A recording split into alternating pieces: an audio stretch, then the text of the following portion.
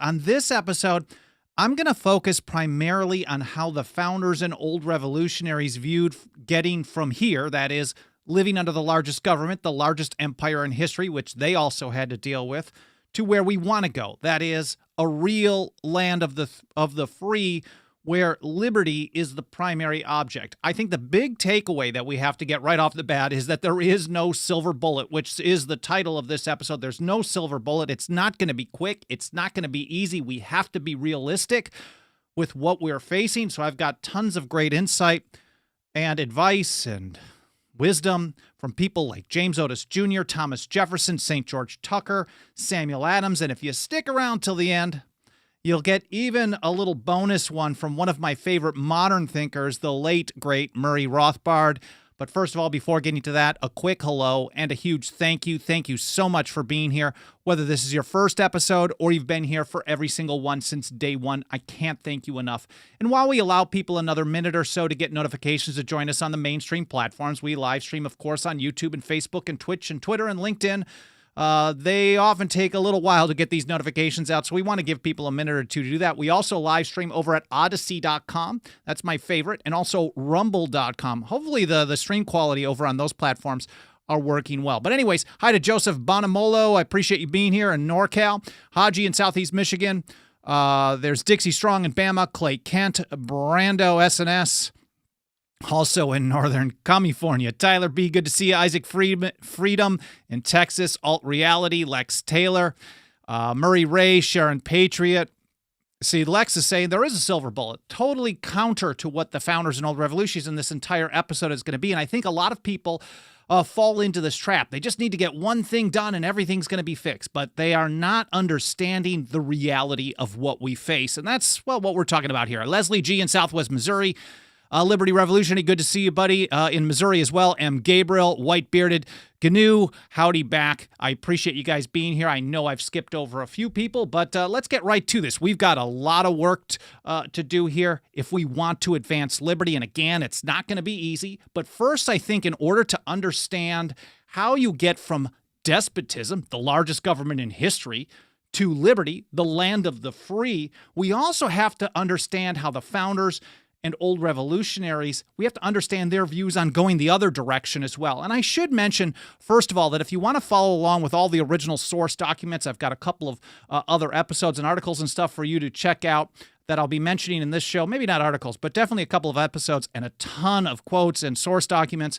You definitely have to follow us over at 10thamendmentcenter.com/path to liberty. It's all spelled out. I publish a blog post about 1 to 2 hours, after the live stream is done. And there you're going to find a show links section where if you're thinking, hey, Bolden, where's that James Otis Jr. quote that you mentioned, the Freeborn American essay? Well, it will be linked there. And speaking of James Otis Jr., I guess this is my little technique to segue a little smoother these days. James Otis Jr., writing as Freeborn American, April 27th, 1767, he points out that a free government, which might be an oxymoron, but let's just go with it. A free government never degenerated into tyranny all at once. It is the work of years. You don't get from a land of the free to tyranny in one fell swoop. It just doesn't happen. Anyone who's actually studied history now, unfortunately, most people have not really studied history. They've only been spoon-fed propaganda from the government-run schools or the government-approved schools, government-approved textbooks. All the elites and the experts, of course, want you to believe in some kind of nonsense. But here we go. Let's start out with James Otis. A free government never degenerated into tyranny all at once. It is the work of years. Here's James Madison, the father of the Constitution. He probably was one of the best historians ever. I mean, if you think about it, compared to today, we know nothing compared to what these guys studied. Anyways, James Madison said here in the Philadelphia Convention, he said, there are more instances of the abridgment of freedom of the people by gradual and silent encroachments by those in power than by violent and sudden usurpation. Now, sometimes you do get to tyranny very quickly, but generally it is about building precedent. And we know that's why John Dickinson in his great broadside urging non-compliance and resistance to the Stamp Act, he said, even if you think that this is not a huge deal, you gotta refuse to comply with it because it establishes the detestable precedent which those who want to forge your fetters have ardently wished for. I probably butchered that one a little bit, but every small step towards despotism is a step towards despotism, and they're not going to stop. People with power don't randomly just give it up. We'll get to that in a moment. Here's Thomas Jefferson, his opinion on the constitutionality of a national bank in 1751. Unfortunately, he lost this debate. He said to take a single step beyond the boundaries thus specially drawn around the powers of Congress is to take possession of a boundless field of power no longer susceptible of any definition. A single step beyond the limits of the Constitution is a step too far. As a quick aside, we know, and I'm going to cite a little bit on this later in the episode, Jefferson said, in response to a single step, a nullification of the act is the rightful remedy by the people of a single state, if that's what they want to do, or multiple states. Obviously, the more that you get on board with liberty, the better chance you have. Now, this type of thing, this advancing of power, this degeneration into tyranny and despotism over a long period of time, this is, or I guess in some situations quickly, as Madison pointed out, this isn't just limited to everyone over there. It isn't just limited to the supposed already tyrannies. It's basically everybody, every government in history. And that's how St. George Tucker put it in his great view of the Constitution of the United States. He said, all governments, not some, not most, not a few, not just those, and then we have to just everything's cool over here. No, all governments, every government ever organized, have a natural tendency towards an increase and an assumption of power. Every government, all through history, all through the globe and probably the entire universe, they tend to increase. And as long as the people allow that, it will clearly happen. Here's William Sims making a similar point in the Massachusetts Ratifying Convention in January 1788. He said, we know that all governments, again, this is, I think it should be pretty straightforward. All governments have degenerated and consequently have abused the powers reposed in them. And that's why it's so important, recognizing that all governments have this tendency. As soon as you give people power, people will try to expand that power, and then the bad people get drawn to the power and want to expand it further. They look at the precedent of today as the floor rather than the ceiling of what they're authorized to do. That's why no matter which team is in charge under the largest government in history, it doesn't change anything in the big picture. Here's John Adams back when he was one of the good guys in 1775, writing as Novanglis. He said, it's obsta principiis. It's a Latin phrase which he cited from elsewhere. It was a long-standing, well-understood maxim, which really means nip it in the bud, or here's how Adams put it. Nip the shoots of arbitrary power in the bud is the only maxim which can ever preserve the liberties of any people. Again, arbitrary power is power exercised outside the limits that has been authorized to government. It is just power based on a whim. And arbitrary power was one of the grievances in the Declaration of Independence. So if they start exercising arbitrary power, the only way to preserve liberty is to nip it in the bud, according to John Adams. He was also, I don't know if he was intentionally doing this, but we know he was a huge fan of James Otis Jr. And back to that Freeborn American essay in 1767, which Adams certainly read, and I think everyone understood this phrase, this no obsta principiis. And that's how James Otis put it as well. He said, it is, my countrymen, of the utmost consequence that we boldly oppose the least infraction of our charter and rights as men. Again, like Jefferson said some decades later, to take a single step beyond the limits of the Constitution is to take a boundless field of power. So the least infraction, the tiniest attack on your liberty, if you don't boldly oppose it, it may be soon too late, is how James Otis put it. He said, obsta principiis is a maxim never to be forgot. If we do not resist at the first attack, it may soon be too late. And speaking of resisting first, I'm wearing the t-shirt for those of you watching. Of course, you can pick up stuff like this. It's kind of overpriced, but if you guys want to do that, we get a few bucks for every purchase. Shop.10thamendmentcenter.com. Anyways, Mercy Otis Warren, her great quote. Let me pull it up on the screen here as well, so you're not just staring at me. Resist the first approaches of tyranny. She's taking the same view as James Otis, the same view as John Adams, and many others, of course. And I'm just going to highlight those few right there. And Benjamin Franklin, he pointed out, again, getting back to the idea that all governments would expand, all governments would degenerate towards tyranny over time. He expected, here he is, on September 17th, 1787. This is what we call Constitution Day. It's the last day of the Philadelphia Convention, and Benjamin Franklin, in a speech that he had to handwrite, he was pretty old at the time, it was read by James Wilson on the floor there in Philadelphia, and it was urging everyone to unanimously support the document before sending it off to the Confederation Congress. And he said, there's parts of this that I like. There's parts of it that I don't. I think it's the best we can get based on the wide differences of opinion and viewpoints that we have here. And it wasn't as wide as it could have been because people like Patrick Henry, for example, turned down going. But anyways, even in that situation, he's like, this is what we're going to do. And I encourage you all to vote for it, to be in support, put your name to it. But here's the warning. He said, this is likely to be well administered for a course of years and can only end in despotism, as other forms have done before it, when the people shall become so corrupted as to need despotic government, being incapable of any other. So, in essence, really, all governments have this tendency, and then it is up to the people to actually, here Benjamin Franklin's pointing out that the people will allow it to happen. Maybe a future generation needs to do something about it over time. Now, just because, and I think it should be pretty obvious, because we once again live under the largest government in history, that no one has done the resist first for a long, long time. Maybe since Whiskey and Shays Rebellion. Maybe that was the spirit of the time, and they lost, and they lost some of that spirit of resistance for liberty. And then as new generations come, as Benjamin Franklin warned, sooner or later people become so corrupt they just want despotic and powerful government to protect them. And today it's cradle to grave for virtually everyone. Even most of the people who claim they want to restrict government, they don't want to give up all the powers that supposedly protect them. But we know, anyways.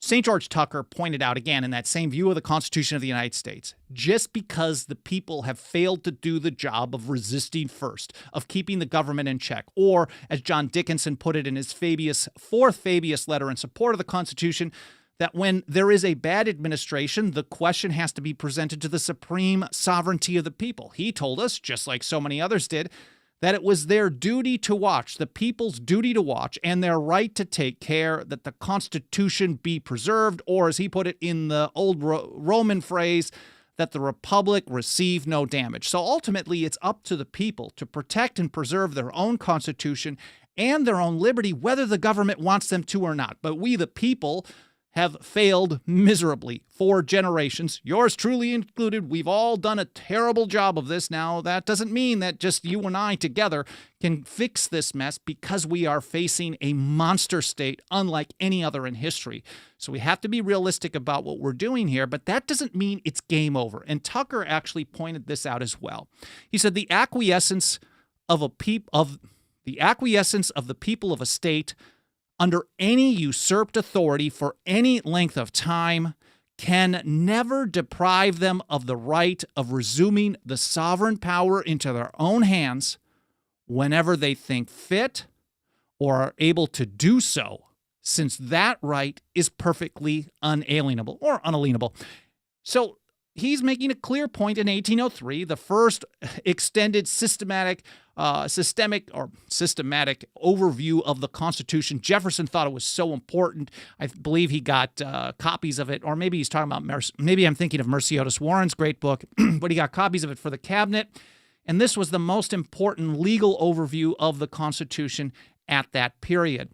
And he's basically saying, look, there's going to be times where the people actually acquiesce. They're basically take the knee to usurped power. Usurpation of power is an exercise of power not delegated. It is stolen from the sovereign people of the several states. St. George Tucker said usurpation is an act of treason against the sovereignty or final authority of the people. So he's recognizing that people throughout history have allowed this type of stuff to happen.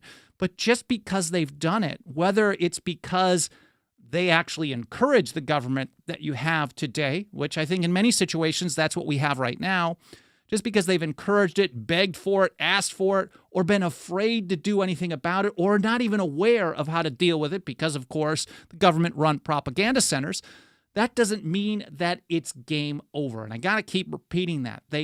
We, the people of the several states, certainly have the right and the duty, like Dickinson put it, to turn things around. But again, Going from the largest government in history to the land of the free, or real one, will not be quick. It will not be easy. We know that the real American Revolution was a period of radical change in the views of the people from 1660 through 1760.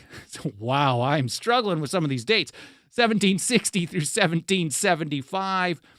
And John Adams had pointed out in a letter to Hezekiah Niles, he said, look, this is 13 clocks striking at 1. This is something that's happened never in history. This was a huge deal to make this happen because the people came from such a wide range of political, economic, and social and religious viewpoints from the various colonies or states.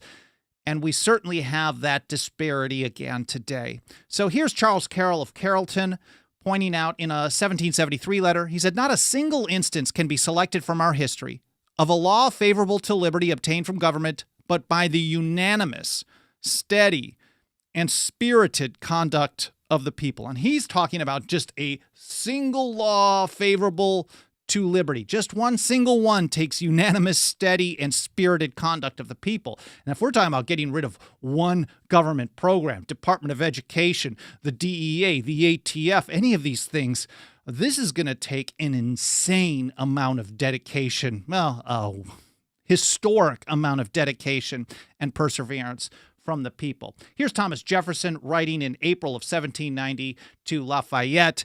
He points out that, of course, you don't get from despotism to freedom in a way that's just going to be simple. You're just, we're just going to replace this system with this, and all of a sudden everyone's going to be free and it'll be wonderful. He pointed out that we are not to expect to be translated from despotism to liberty in a feather bed. And it's a similar message that he made to the Reverend Charles Clay just a few months earlier there in 1790. This is January 27th. He pointed out that the ground of liberty is to be gained by inches. The ground of liberty is to be gained by inches. Why? Because when you live in a society where so many people don't like liberty, or even if they do are afraid to defend it as they ought, as Samuel Adams told us they need to do, it's not going to be easy. He said, we must be contented to secure what we can get from time to time and eternally press forward for what is yet to get. Again, eternally press forward, forever, for generations. Why? Because it takes time, Jefferson said, to persuade people to do what is even for their own good. And that's why I've often told people, and I mentioned this in a keynote speech at PorkFest for the Free State Project some years ago as well, that there are some people who will learn about liberty, learn about the Constitution from reading, from videos, from podcasts and things like that. But the vast majority of people have to be convinced by seeing it play out in practice. And that's why this whole decentralized movement that we're taking part of here, that we're trying to lead and push people for, although it's tending to grow organically in some places, is so important, because when people see that there's a little bit more freedom in New Hampshire and the world doesn't come to an end, or in Texas or South Dakota and the world doesn't come to an end, then they get encouraged to do a little bit more as well. And that, of course, is the motto that you'll find on all of our membership cards at 10thamendmentcenter.com/members. Just a quick advertisement. It's Concordia Res Parve Crescunt. It means small things grow great by concord. This is a Latin phrase that was used by John Dickinson, where he's basically saying, in response to the Townsend Acts, even the smallest step today can rally people to the cause and encourage them to take further steps. That was in the Letters from a Farmer in Pennsylvania, the first one that he signed off. Again, our membership card, 10thamendmentcenter.com/members if you want to get an annual 5-year or lifetime membership. Otherwise, it's $2 a month, and nothing helps us get these types of principles out to more and more people more than the financial faith and support of our members. Anyways, I'm pulling up on the screen a little bit behind on flipping through these images here, but I wanted to also point out that I did a full episode on this, it looks like 4 years ago. Wow, my math. I went to government school, so sometimes geography and math and dates, I get off. But June of 2019, Winning for Liberty, the story of this Latin phrase, I covered this whole kind of background part of our foundational principles here.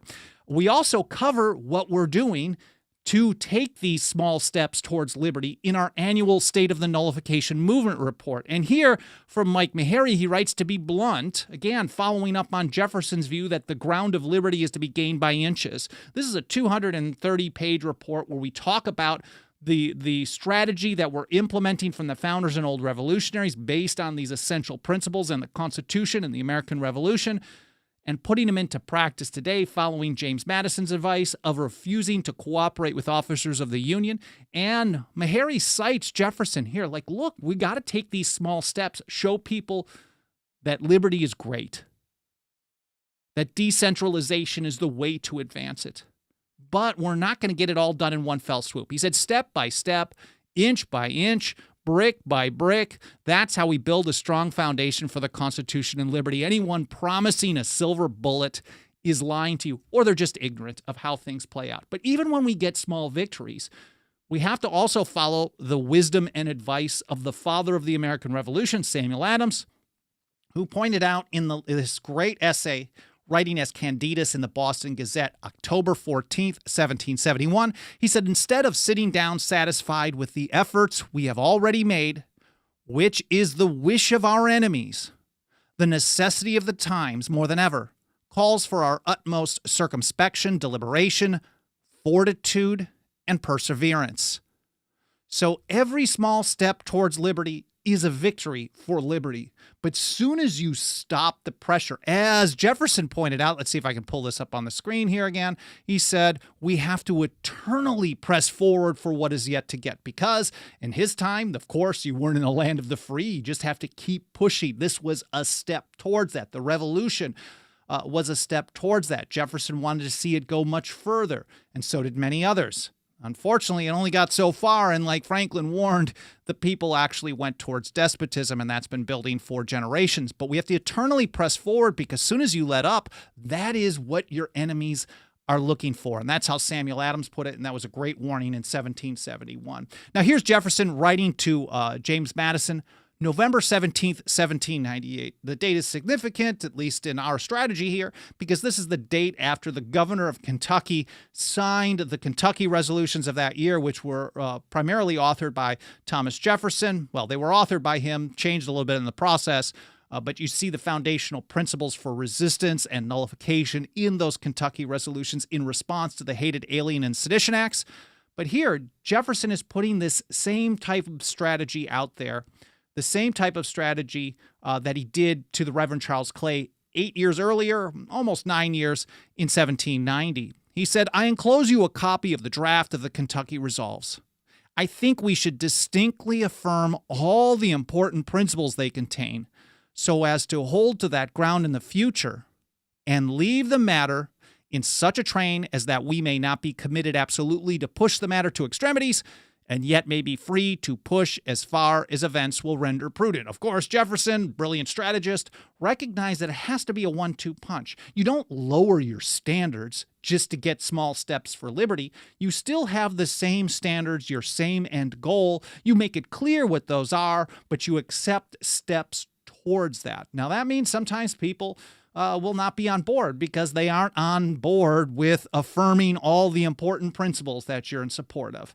But that doesn't mean you're going to get from point A to point Z in one fell swoop. You push as far as events will render prudent. And there is no exact recipe for how that plays out. It's different for every scenario, every issue, every state, every locality, every individual. And we have to keep pushing eternally for what is yet to get. And here's again Samuel Adams in that same Candidus Boston Gazette essay in 71. He said, the truth is, all might be free if they valued freedom and defended it as they ought. Again, it's a 1-2 punch. You have to have a people that love and value freedom and liberty, and on top of it, defend it as they ought. And that means, well, we are very far away from this, but we are finding cracks in the foundation of the empire. We have to, well, in some ways, the empire is growing so big and so powerful that it can't sustain itself. But well, unfortunately, some people who just want to wait for a collapse. If you study history, I went to a great speech by the writer Chalmers Johnson, who wrote the Empire Trilogy, Sorrows of Empire trilogy. He passed away, but I went to a speech of his years ago, and he basically said, things that can't go on forever don't.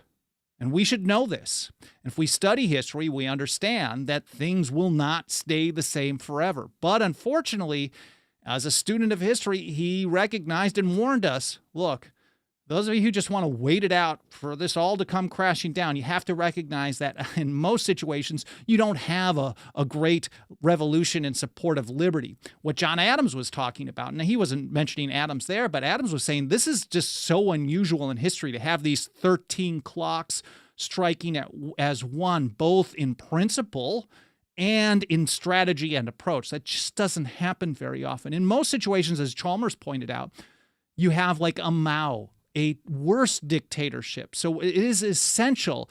And that's how Samuel Adams put it as well. I forget where it was, but he said it is our duty to use the utmost of our energies to support liberty from defend it against all comers, really. And so if we do nothing, we know what's going to happen. And I think the same kind of approach, whether it was Thomas Jefferson or Samuel Adams, it made me think of this great piece from Murray Rothbard. I think it's sometime in the 1960s. You can find it over at Mises.org, which I will link to in the show notes. Murray was writing, it's a paper called Left and Right, The Prospects for Liberty. Hey, we live in a terrible situation. How are we going to get there? And he pointed out, for the libertarian, the main task of the present epoch is to cast off his needless and debilitating pessimism, to set his sights on long-run victory, and to set about the road to its attainment. It's very similar to what Thomas Jefferson had to say. I think it's the same type of a message. You have to have the long-run victory, the long goal in mind. Hold to the ultimate principles that you want to achieve, but recognize that it is a long road, and you have to set about to attaining that. It's not just going to be getting from, what we have today, like the ATF, the DEA, the Department of Energy, the Department of Education, the EPA, all these different things, the NSA, mass warrantless surveillance, to all of a sudden it just stops. Because if there's a power vacuum, someone's going to step in and try to use that as well. And of course, fear is the foundation of government power. In a scenario like that, which I guess I'm getting distracted from the main point here, is not good. Anyways, I hope you guys found this interesting. I hope it was educational. I hope it made you think. I will link to all this stuff in the show notes at 10thamendmentcenter.com/path-to-liberty in about an hour or two once I get that published. But don't forget our membership program. It starts out at $2 a month over at 10thamendmentcenter.com/members. I want to take a look over at the live chat and see if there's any comments or questions that I can get back to. I see someone saying Wisconsin. That's where my family is from. Originally from Milwaukee, been here in Southern California for a long time. Kevin over on Facebook says he's hello from Wisconsin. Nice job planting those seeds of liberty. Doing my best to share the wisdom of people who are much smarter than me, much more courageous than me, but I'm trying to play my part, and I think we have to all play our part. Haji says a decentralized movement for decentralization. Dixie Strong, 64. This is a good point as well. The ground of liberty is to be gained by starting locally. Get involved. If you're talking about gaining liberty by inches, of course, brick by brick, person by person, every individual. When I started this organization back in 2006, which is amazing to me now, my goal was, okay, all right, I'm going to register this blog thing and I'm going to write about some stuff that's bad. I'm just going to share some thoughts. I was recognizing that it didn't matter which team was in charge. Government kept getting worse and bigger and more dangerous and deadly. Of course, I opposed, and I still do, the mass warfare state that we live under, the prohibition on plants and the right to self-defense, the surveillance state, the Patriot Act, all that stuff is still here and worse. But my goal when I started this was just to reach maybe just a single person, have them open their minds, and that would have made me happy. But I guess I'm the type of personality that I think like Jefferson and Adams and so many others, that once you have a little bit, you have to keep eternally pressing forward for more. But I think we need a lot of that mentality. And even though our numbers are small in comparison to those of us surrounding us who hate liberty and love the monster state for one issue or another, people who hate it under this team, they tend to love it under the other team. The more that we do this and we hold firm in our principles and then start taking actions where there's some risk, but not too much. I mean, we got to start pushing the envelope a little bit. The more that we do these types of things, we can lead on. And I think reading State of the Nullification Movement report over at 10thamendmentcenter.com/report will give you guys some ideas of how we see this playing out. Floyd Looney, little by little is the only way to make it happen. I mean, totally agree. I mean, if we're going to be taking the view of Thomas Jefferson or someone selling us on just pass this amendment or this law, just do this one thing, choose this one dude to run the whole show, I think Jefferson versus that dude, it's a no-brainer every single time. Andrea Rodriguez says, thank you, a wealth of vital information. Thank you so much. I'm glad you appreciate and found this interesting. M. Gabriel says, the government will not be providing the feather beds. And that's referencing Jefferson's great quote to Lafayette. We're not going to expect to be getting from despotism to liberty in a feather bed. And I bet there's plenty of socialist pigs out there who would think, well, if it's going to be difficult, maybe we should have government. It's getting feather beds is a human right, right? And Laurie Arnold says this mess didn't happen overnight. It won't be fixed quickly either. That, one of the things that I see happen, and I've seen happen for many years, is people get very motivated to get involved and do stuff, but they have unrealistic expectations of what is going to happen. And they think, oh, I just got to support this candidate, this lawsuit, this bill, this amendment, this whatever. And then when it doesn't work out the way they want to in one fell swoop, or it takes many years to get it done, they get burned out very quickly. And if we have a more realistic approach to this, we can dedicate some of our time and energy and our wisdom and our thought and our finances, whatever it may be, to advocating liberty, but not put so much there that we're burned out in 6 months, because we need, as Samuel Adams told us, fortitude and perseverance. Anyways, I'm rambling on at this point. I really appreciate you being here again. I hope you found this interesting. I hope you learned something, and I hope to see you next time here on the path to liberty.